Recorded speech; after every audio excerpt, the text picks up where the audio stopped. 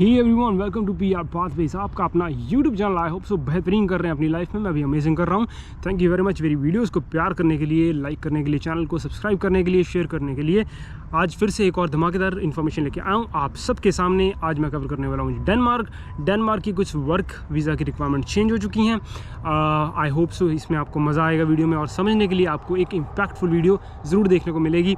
अगर चैनल पे पहली बार आए हैं तो प्लीज़ इस चैनल को सब्सक्राइब कीजिए, हमको सपोर्ट कीजिए, लाइक कीजिए, वीडियो को शेयर ज़रूर करना है चैनल अपने फ्रेंड्स के साथ, क्योंकि ये आपको एक इजी वे से पीआर जर्नी के लिए हेल्प करता है, चाहे वो कनाडा हो, चाहे वो ऑस्ट्रेलिया हो, न्यूजीलैंड हो और बहुत सारी कंट्रीज़।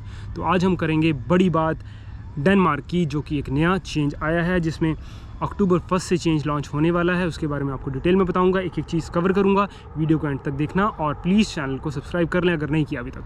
अभी कवर करूँगा।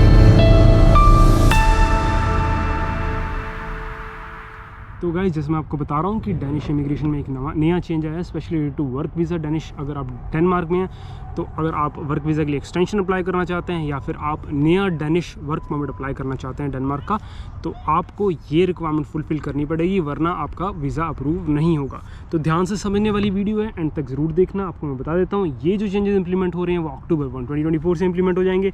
अब जो रिक्वायरमेंट ये है कि 10% ऑफ द प्रीवियस थ्रेशहोल्ड, जैसे मैंने आपको बताया, उससे ज़्यादा होना चाहिए।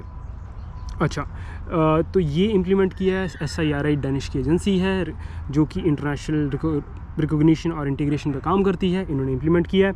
अब क्या बोल रहे हैं ये कि जो रिक्वायरमेंट है, एक एक करके कवर करता हूँ। तो जो बेसिकली होता क्या है, ये इम्प्लीमेंटेशन क्यों हुई है? ये इसीलिए हुई है क्योंकि जो डेनिश गवर्नमेंट है और जो डेनमार्क की गवर्नमेंट है, वो चाहती है कि जो लोकल इंटीग्रेशन में चीज़ें हैं वो इम्प्लीमेंट हो सकें, ताकि जो भी नया चेंज आए हैं, फॉर एग्ज़ाम्पल अगर सैलरी इंक्रीज़ की बात चल रही है तो इसीलिए आ रही है ताकि वो लोकल इंटीग्रेशन में उस चीज़ का इम्पैक्ट हो। फॉर एग्ज़ाम्पल जैसे मान लो किसी की सैलरी $100 है, अब वो चाहते हैं कि 150 हो जाए, ताकि जो लोकल इंटीग्रेशन है, जो भी चेंजेस आ रहे हैं, चाहे वो इन्फ्लेशन हो या कुछ और चेंज हो, तो वो उसको इम्पैक्ट ना करे। दूसरी इम्पॉर्टेंट चीज़, तो ये जो स्कीम है बेसिकली ये जो स्कीम है बेसिकली वो पर्टिकुलर क्या कह सकते हैं उसको, स्कीम्स के अंदर लागू करते हैं। तो मैं एक एक करके स्कीम्स के बारे में बता देता हूँ। इसमें ये चीज़ लागू होगी। फर्स्ट चीज़, अगर आप सप्लीमेंट पे लिमिट स्कीम में आते हैं तब ये चीज़ आपके लिए एप्लीकेबल होगी। अगर आप positive list for skill worker पे आते हैं तब भी ये चीज़ आपके ऊपर इम्प्लीमेंट होगी। अगर आप पे लिमिट स्कीम में आते हैं तब भी आपको इस चीज़ के लिए कंसिडर करना पड़ेगा।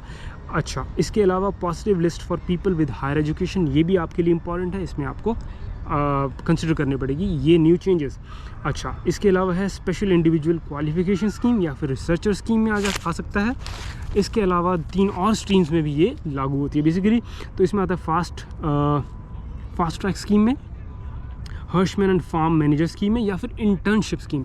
तो ये सारी स्कीम्स में अगर आप वर्क परमिट एक्सटेंशन अप्लाई करते हैं या फिर वर्क परमिट अप्लाई करते हैं तो आपको ये 10% increase of the threshold implementation में आपको रिक्वायरमेंट को फुलफ़िल करना पड़ेगा। अब मैं थोड़ी सी और डिटेल में कवर करता हूँ। जो भी एम्प्लॉयर की रिस्पॉन्सिबिलिटी आती है उसके बारे में आपको बताता हूँ। फॉर एग्ज़ाम्पल, जैसे एम्प्लॉयर अगर फॉर एग्ज़ाम्पल आपकी जो मिनिमम वेज का जो रिक्वायरमेंट आया है अगर उससे कम है, तो एम्प्लॉयर को स्पेसिफिकली एक्सप्लेन करना पड़ेगा पर्टिकुलरली कि ये बेसिकली क्यों फुलफ़िल नहीं कर रहा और क्यों पैसे कम है। दूसरी इंपॉर्टेंट चीज़, इसमें जो भी मनी होगा या जो भी सैलरी होगी वो लिक्विड मनी काउंट होगा। इसका मतलब क्या है, इसको समझते हैं। तो बेसिकली लिक्विड मनी का मतलब है कि जो भी फिक्स सैलरी और गारंटीड सैलरी है उसको ही कैलकुलेट किया जाएगा। कुछ एडिशनल बेनिफिट्स आपको कैलकुलेट, फॉर एग्जांपल कमीशंस हैं या कुछ और है, उसको कैलकुलेट नहीं किया जाएगा। अच्छा, अब मैं कंडीशंस बता देता हूँ। कंडीशंस इसमें क्या कह रहेंगी। पहली कंडीशन रहती है कि जो एम्प्लॉयर है वो कवर होना चाहिए कलेक्टिव एग्रीमेंट के अकॉर्डिंगली, यानी कि जो ऑर्गेनाइजेशन है, मेंबर ऑफ यूनियन है, उसमें एम्प्लॉयर का नाम होना चाहिए, पहली रिक्वायरमेंट। दूसरी इंपॉर्टेंट रिक्वायरमेंट आती है कि जो भी एम्प्लॉयमेंट कॉन्ट्रैक्ट साइन करेंगे आप एम्प्लॉयर के साथ, उसमें ये जो कलेक्टिव एग्रीमेंट है वो एक तरह से ड्राफ्टेड होना चाहिए और रिटर्न में होना चाहिए, तभी आप साइन करेंगे। अच्छा, इसमें अब जो सबसे इम्पॉर्टेंट चीज़ है, जो इस वीडियो का कंक्लूजन है, वो ये है कि जो भी डेनिश क्रोन है, जो इनकी क्या कहते हैं करेंसी है, वो होनी चाहिए 71,020.38 पर मंथ, 2024 के लिए। ये बड़ा इंपॉर्टेंट नंबर है। अगर इससे कम है थ्रेशोल्ड तो आपका वीज़ा रिजेक्ट हो सकता है। एडिशनल डॉक्यूमेंटेशन मांगे जा सकते हैं आपके एम्प्लॉयर से, आपसे भी मांगे जा सकते हैं। तो प्लीज़ इस चीज़ को माइंड में रखिए कि ये वाली जो फिगर मैंने आपको बताई है ये फुलफ़िल होनी चाहिए। अच्छा, की चेंजेस बेसिकली यही है। अगर कंक्लूजन की बात करें तो थ्रेशोल्ड बढ़ चुका है। की चेंजेस ये हैं कि सैलरी जो भी होगी डैनिश क्रोन में एक्सप्लेन किया जाएगा आपको जब आप वर्क वीज़ा फाइल करेंगे। पहले क्या होता था कि आप किसी और करेंसी में भी अपनी इन्फॉर्मेशन दे सकते थे, बट अब ऐसा नहीं है। अच्छा, जो की चेंज है वो यही है कि नो फॉरेन करेंसी डिक्लेरेशन होगी, सिर्फ डैनिश क्रोन की जो डिक्लेरेशन है वही वैलिड होगी, फुलफिल होगी इस पर्टिकुलर एक्सटेंशन के लिए। तो अगर आप फाइल कर रहे हैं डैनिश वर्क वीज़ा तो प्लीज़ इस चेंज को ज़रूर माइंड में रखें।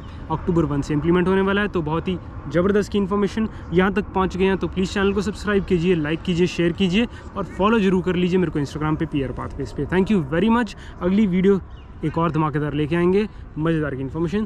Thank you very much, take care, God bless you, bye.